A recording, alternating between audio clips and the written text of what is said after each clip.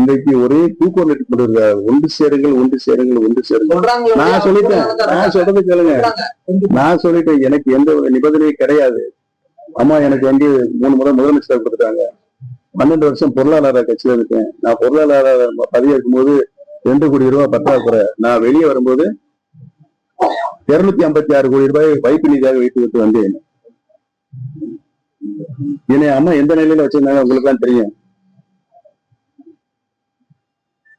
9 இடைத்தேர்தல் என்னது அம்மா நடத்த சொன்னாங்க. எதிர்கட்சியா இருக்கு அதிமுக, அதை நடத்திருக்கேன். நான் பல்வேறு பிரச்சனைகளை அம்மா எனக்கு காந்து பேசிருக்கிறாங்க. நான் அதெல்லாம் சில வேலை வெளியே சொல்ல முடியாது. அந்த அளவுக்கு அம்மா எனக்கு முக்கியத்துவம் கொடுத்து வைத்திருந்தாரு என்பதுதான் வரலாறு. அம்மா இறந்தாங்க, பல பிரச்சனைகள் வருவாங்க. என்னை பொறுத்தவரையில் எந்த நிபந்தனையும் கிடையாது. இருக்கு, புரிஞ்சுட்டீங்களா? நானே சின்னம்மாவிடம் பேசியிருக்கிறேன், திரு டிடி தினகரன் சார் அவர்களையும் பேசியிருக்கிறேன். எல்லாரும் இணையருக்கு தயாராக இருக்கிறாங்க. அவருக்கு நிபந்தனை அவர் சொல்லியிருக்காரு. அவரே பேசி தீர்த்துக்கலாங்க. பொதுநன்மை கருதி அதிமுகவுடைய இந்த கட்சி வந்து உயிர் பிடிப்போடு இருக்குன்னு அம்மா சொன்னார்களே, எனக்கு பின்னாலும் பல 100 ஆண்டுகள் அந்த இயக்கம் இயங்கும் என்று சொன்னார்கள். அது போல அந்த இயக்கம் தான் ஆட்சியில் இருக்கும் என்று சொன்னார்கள். அதை நிறைவேறி யாரு வந்து உழைக்கணும்? நாங்க தான் உழைக்கணும். நாங்க வந்து எங்களை பொறுத்தவரை இங்க இருக்கல. நாங்க போய் வேற கட்சியில ஏதோ பதவி வாங்கிட்டு போயிடலாங்க. எங்களுக்கு அதெல்லாம் தேவையில்லைங்க. உருவாக்கப்பட்ட கட்சியில கடைசி வரைக்கும் நாங்கள் எங்களுடைய உழைப்பை தர வேண்டும் என்றுதான். அவரு இருக்காங்க இருக்கிற வந்து கேஸ் நடந்துட்டு இருக்கல. கேஸ் நீங்க சொன்னீங்க எல்லாமே தற்காலிகமான தீர்ப்பை பற்றி இன்னைக்கு தலைமை கழகத்தில் உட்கார்ந்துருக்காங்க. அவங்க எல்லாம் வந்து நாங்க எப்படி விட்டு கொடுத்தோம் உங்களுக்கு நல்லா தெரியும். 58% இருந்துச்சு முதல் தேர்தலை நடத்தும் போது. எடப்பாடிக்கு 4% இருந்துச்சு. அவர் 100 ஆண்டுகளாக அரசாக நடத்தினாரு. நான் வந்து 100 ஆண்டுகளாக தர்ம யுத்தத்தின் பிறகு நடத்தினேன். நான் 16வது கூட்டம் கோயம்புத்தூர் நடந்துச்சு. பொங்குபட்டில பெருமக்கள் அனைவரும் அங்கே கூடினார்கள்.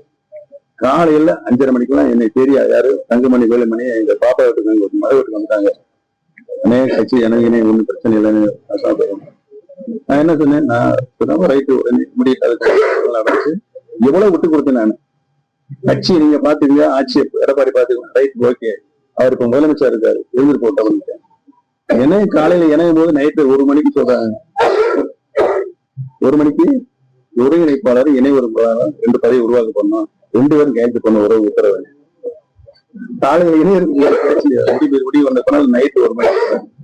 அதுக்கு நான் ஒத்துட்டு தான் போனேன். எனக்கு தெரியும் 2 பேரும் 2 குதிரையில கால வச்சு பயணிக்க முடியாதுன்னு தெரியும். இருந்தாலும் 4 வருஷம் முழு ஒத்துழைப்பு.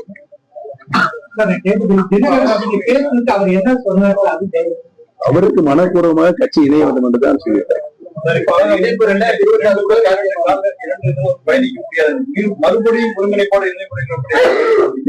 ஒருங்கிணைப்பாளர் பொறுப்பு வைக்கலாங்க. 2 பேருமே கையெழுத்து போடுங்கிற உத்தரவு இருக்குல்ல, அதைத்தான் நான் சொல்றேன்.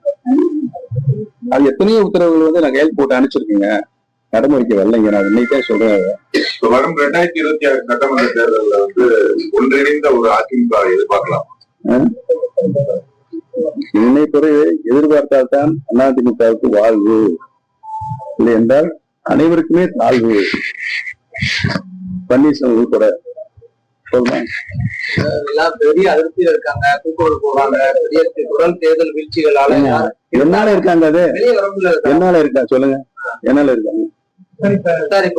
இப்போ அவர் எடப்பாடி பழனிசாமி இப்போ பிஜேபியோட அலையன்ஸ் கூட்டணி வேணாங்கிறாரு. அவர் அதுல ரொம்ப உறுதியா இருக்குங்கிறாரு. ஆனா நீங்க ஒன்றிணைஞ்சா பிஜேபியோட அலையன்ஸ் இருக்கும்னு கேட்டீங்களா என்ன? சார் நான் இன்னைக்கு என்டில தானே இருக்கேன். இல்ல அதிமுக நீங்க ஒன்றிணைஞ்சா அதிமுக வந்து தேசிய கூட்டணி இருப்பதுதான் நல்லது என்ற மனப்பான்மையோட நான் இருக்கிறேன்.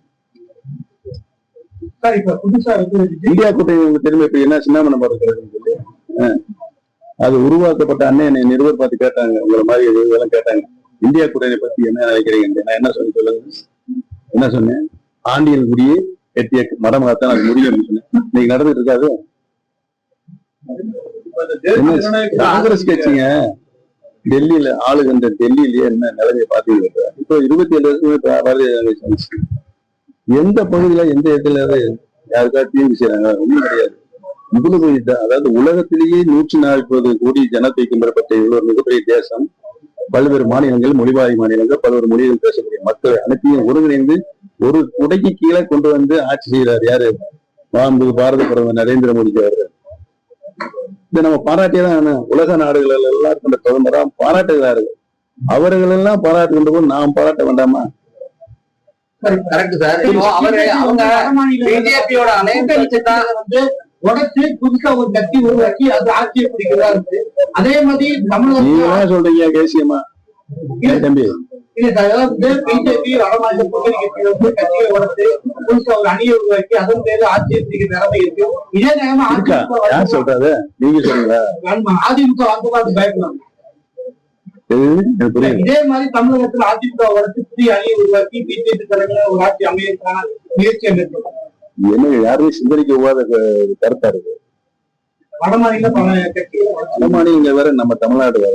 தமிழ்நாடு ஒரு பாரம்பரிய ஜனநாயக கட்சி அதோடதான் கூட்டணி அமைக்கணுங்கிற நீங்க சொல்லக்கூடிய வார்த்தையே அவங்க அந்த கூட்டணியோட இணையக்கூடாதுங்கிற நடந்தது அதுலயே இருக்காங்க. யாரு? எடப்பாடி தரப்பு. நீங்க அவங்களோட சேர்ந்துதான் அவரும் சொல்லக்கூடிய ஒரு நிலையில இருக்கு. தமிழ்நாட்டு மக்களும் எதை விரும்புகிறார்களோ அதை அதிமுக அடிப்படை அதிமுக செய்து காட்டுவோம். பெரிய தோல்விகள் இன்னைக்கு சொல்றீங்க. நான் இன்னைக்கு நான் சொல்றேன். பிஜேபி வந்து அம்மா பிஜேபி கூட கூட்டணி இருக்காங்க, பிஜேபி ஏற்று நின்றுருக்காங்க. எங்களுடைய திராவிட பாரம்பரியம், தமிழுடைய பாரம்பரியம், பண்பாடு, மொழி, இனம், இவைகளெல்லாம் கடந்த நம்மளுக்கு விவரம் தெரிஞ்சு அந்த காலகட்டத்தில் நம்ம இப்பெல்லாம் வந்தோம் தெரியும். அந்த அடிப்படையில் நாங்கள் எடுக்க எந்த திராவிட கொள்கையை ஒப்பு கொடுக்க மாட்டோம். மொழி மாற்றுவதற்கான முயற்சி நீங்க எடுப்பீங்க. அதாவது ஜனநாயக கூட்டணி கூட சேர்ந்துருவாரு இவரு, இவருக்கு பணம் கூடிரும் அப்படிங்கிற பையன் இருக்கிறனாலேயே எடப்பாடி தரப்புல இருக்கிறதுனாலயே அவங்க சேராம இருக்காங்க. அவருக்காரங்கள்ட்ட இருக்கு. அவர் வந்து தெரிவிக்கின்றார்ல, இந்த தேர்தல் வழங்க போனாரு பார்லிமெண்ட் தேர்தல்னால. பார்லிமெண்ட் தேர்தல் நேஷனல் தேசியில ஒரு கூட்டணி அமைச்சு பக்கத்துல உட்கார வச்சிருந்தாரு. பக்கத்துல ரைட் சைட்ல 4 நாள் என்னாச்சு? பெரிய கொள்கை முடிவு வந்துச்சா? சொல்லுங்க சிக்கந்தரு. நீங்க என்ன நோக்கத்துல கேள்வி கேட்க எனக்கு நல்லா தெரியும். அந்த நோக்கத்துல நான் பதில் சொல்ல மாட்டேன். அந்த டயத்துல அண்ணாமலையோட பேச்சுதான் கூட்டணி முடிவுக்கு காரணம் சொல்றாங்க.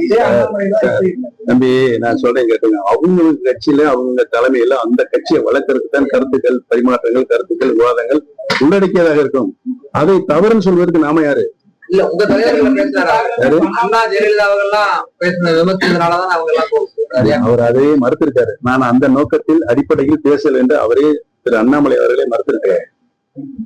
நீங்க அந்த கருத்துல பண்ணுங்க. பேப்பர்ல படத்தை இந்த பாருங்க. ஏதாவது தெரிஞ்சு எனக்கு சொன்னாங்களா? பன்னீர்செல்வம் பண்டி மேலத்தை வாங்கிட்டாரு, பட்டாவை கேன்சல் பண்ணிட்டாரு. என் பேருக்கே பட்டா இல்ல, அந்த நிலைமை என் கையில இல்ல. ஆணை உத்தரவு 2 நீதிபதிகள் உத்தரவு அந்த அங்கதான் உட்கார்ந்து இருக்காரு ஆணையத்துல. அந்த இது தள்ளி போயிருக்காரு. இன்னும் அந்த எந்த உத்தரவு ஆணையத்துல இருந்து வரலைங்க. இதெல்லாம் எப்படி சொல்லுச்சு? இதெல்லாம் எப்படி வந்துச்சு சொல்லுங்கப்பா. நீங்க எல்லாம் திருச்சி எழுதி கொடுத்தீங்களா?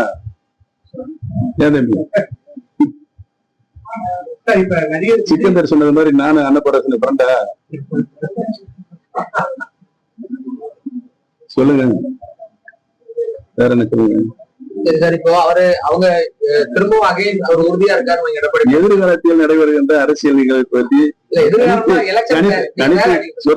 கணித்து தேசியமாக வியூகமாக சொல்லுகின்ற வழக்கம் எனக்கு நடப்பதை சொல்லுங்க. மனசாட்சி போய் பேசுங்க.